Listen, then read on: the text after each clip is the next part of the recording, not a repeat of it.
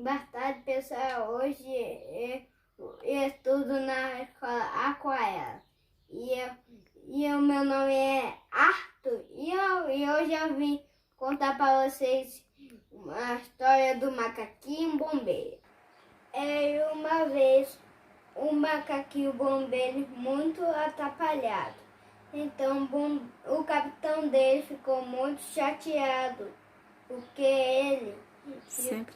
ele correu muito atrasado. E nesse dia, o macaquinho apagou o fogo, mas molhou o capitão dele.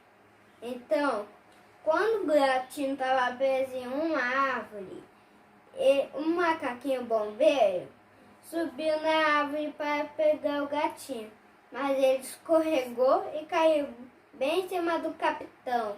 Ele disse: sai de cima de mim. Então, o macaquinho bombeiro e o capitão viram que a menina conseguiu sair do trilho do trem. E ela correu.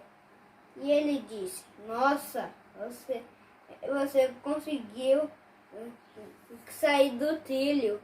Então, e daí, quando o macaquinho ganhou uma medalha, o povo ficou muito feliz, mas o capitão ficou muito bravo.